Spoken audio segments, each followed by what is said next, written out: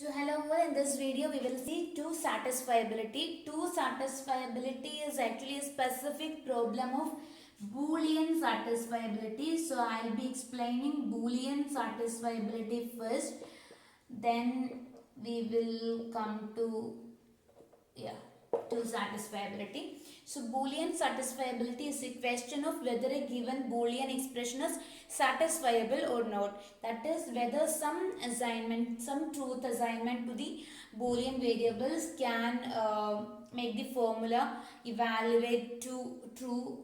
That is Boolean satisfiability. For example, writing the formula A and B complement. Okay, this formula, that is the Boolean satisfiability question, is, you know that A and B are Boolean variables because and is a Boolean operator. So if you can substitute true or false whatever you want to A and B. The only question is whether this formula will ever be satisfiable. That is whether you can get a value of true for F. You can do that, because if you are substituting true to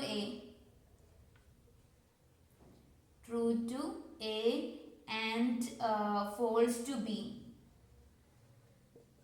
If you are giving true to A, then this will be 1 or T for reason is then, and if we are giving B to false, then false complement is true again. So true and true is definitely true, isn't it? So this formula can be made satisfiable. This formula could be evaluated to true if you are following this assignment. Give 1 to A and 0 to B. So 0 complement will evaluated to be 1 and A is already 1. So 1 and 1 is definitely 1.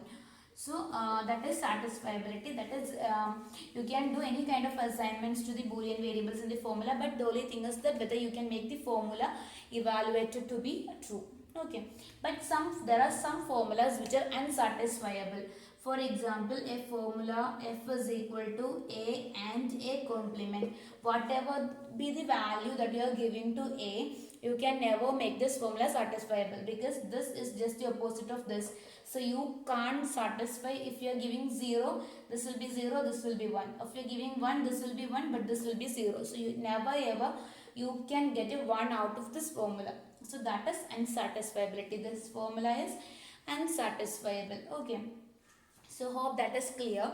Now two satisfiability deals with conjunctive normal forms. Conjunctive normal forms are forms, which contain clauses, conjunction of clauses. For example, conjunction means and disjunction means or. Hope you know that. So conjunctive normal form contains clauses. For example, A or B, clauses like this, which are connected by and conjunction. B or C, like this. Okay, so conjunctive normal form contain clauses which are connected by conjunction. The clauses are disjunctions. So here the inside the clause, the only operator permitted is or, and outside the clauses or in between clauses, the only operator permitted is and. So it is conjunction of disjunction of clauses. Hope it is clear. So two satisfiability deals with two CNF formulas. Two CNF formulas are formulas containing exactly two terms like this. Now we have 3 CNF. 3 CNF is conjunction of disjunction of 3 terms. For example, A or B or C and B or C or D, like this. Okay, so two satisfiability deals with satisfiability of two CNF formulas, that is formulas like this. So whether this formula can be made satisfiable or not. For example, we will see a formula F is equal to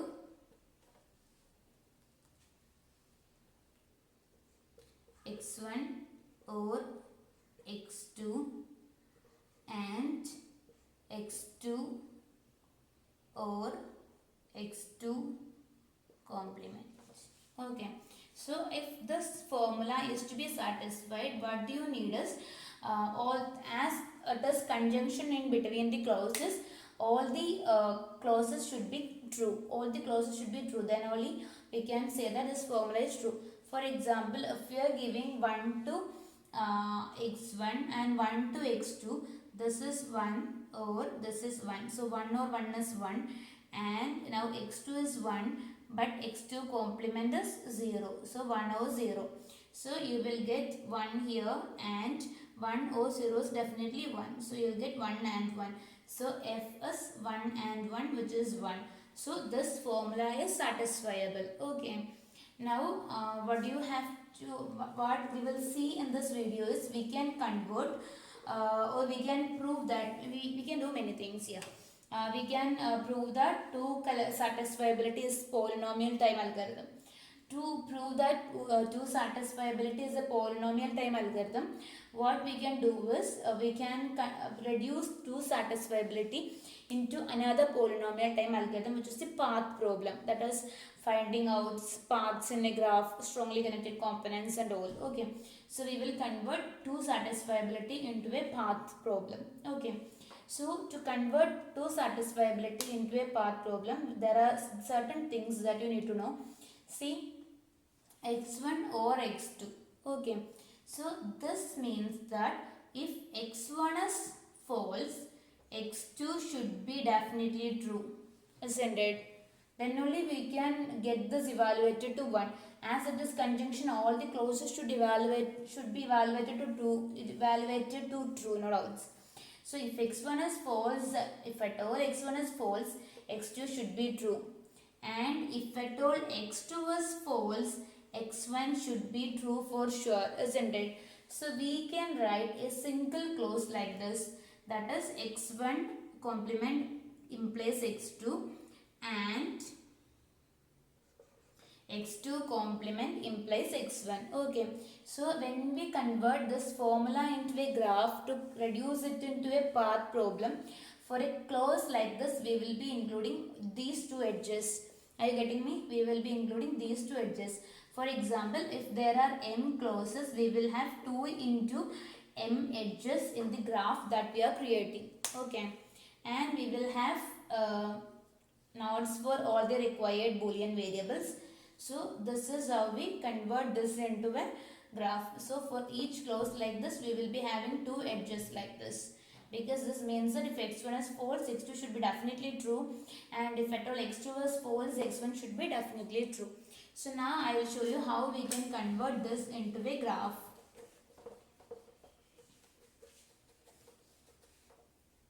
So x1 or x2, that means if x1 is false, x2 should be true, isn't it? And if x2 is false, x1 should be true. Okay, so these are the 4 nodes I have included to draw these 2 edges now. Now when I take the second clause, x2 or x2 complement, this means if x2 is true, x2 is false, x2 complement should be true. That is, this means that x2 complement implies x2 complement. Okay, it's the same thing. Now, like this. Now, x2 complement implies x2 complement. The very same thing. Okay, so this is the graph that we are getting at the end of this. So now see, to check whether the formula is satisfiable or not, what do you need is, or how can you arrive at the conclusion is, if you have xi and xi complement in the same strongly connected component, the formula is unsatisfiable. See, strongly connected component of a graph is the subset of vertices which are strongly connected. For example, if a graph is like this, 1, 2, 3. So this is a strongly connected component, because from any vertex you can reach any other vertex in this component.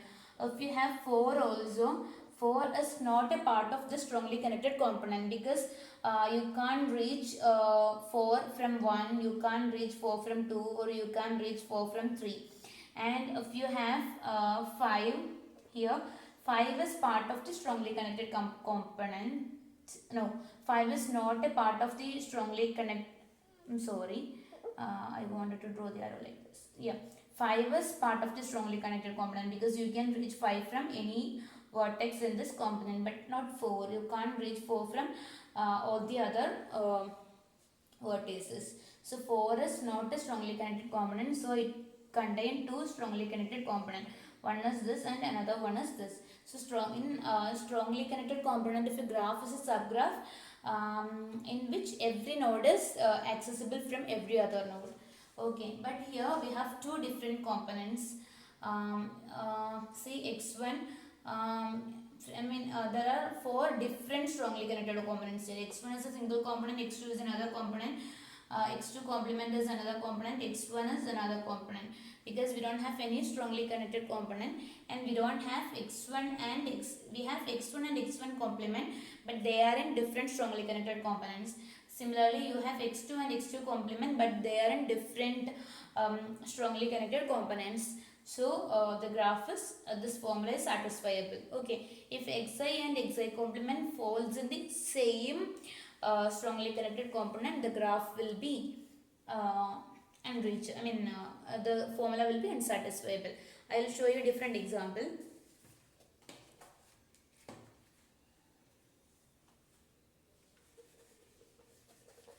So we will be seeing this formula next. We will convert this into a graph. So the first clause is x1 or x2.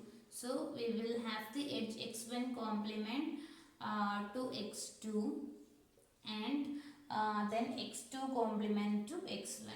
x2 complement to x1. So that is another edge. Now x2 complement or x3. So we will have an edge from x2 to x3 complement, and we will have another edge from x3 complement to x2 complement, x3 complement to x2 complement. Okay, now we will have one edge x1 to x2 complement, x1 to x2 complement, and we will have another edge x2 to x1 complement, x2 to x1 complement. So this is how the graph looks like. So this was x3 complement. There was an edge from x3 complement to x2 complement, and one edge from x2 to x3. Okay, so x2 to not x3 complement, simply x2 to x3. Yeah. So these are the this is how the graph looks like. This is actually two connected component. X1 is here, x1 complement is here. They are in two different connected components. Now x2 complement is here, x2 is here. They are in two different connected components. Now x3 is here, x3 complement is here. They are in two different connected components, so that you can always satisfy this formula. Okay, so that's it. Okay, so they are in two different connected components. So this formula is satisfiable because x2 and x2 complement doesn't appear in same connected component.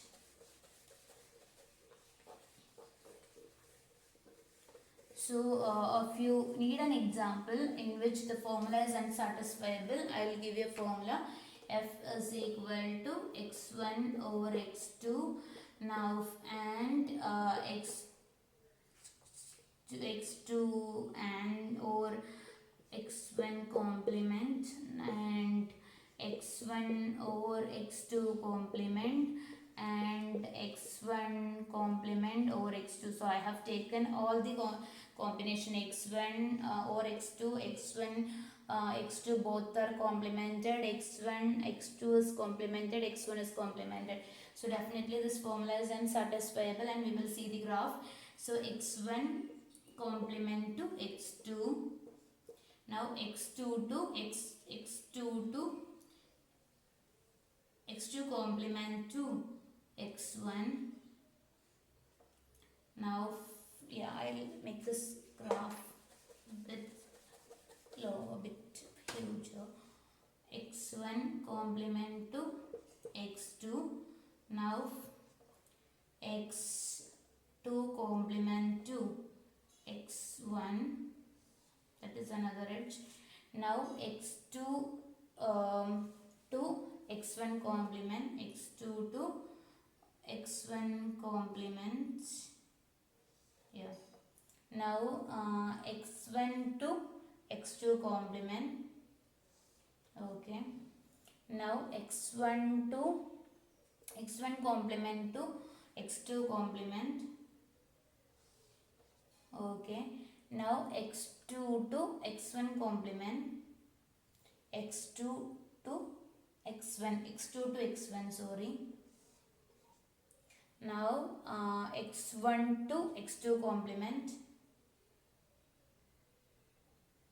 x1 to, yeah, x1 to x2, sorry, x1 to x2. Now x2 complement to x1 complement. So this is a strongly connected graph. You can reach every vertex from every other vertex. For example, from x1 complement, if you want to reach x2, you can take this path. If you want to go to x1, you can take this path. So this graph as a whole is a strongly connected component. You can reach from any vertex to anywhere else, isn't it? Now x1 is here and x1 complement is there, the same strongly connected component and satisfiable. X2 is there and x2 complement is there, the same component and satisfiable. So this is unsatisfiable. And again, don't forget a proof. So a strongly connected component can be identified in order of e plus v time, where e is the number of edges and v is the number of vertices. So definitely checking for this negations is very easy, taking a path. So this is polynomial, this can be done in polynomial time. So definitely the two side problem also could be done in polynomial time. So that is our proof. Hope you understood. Thank you.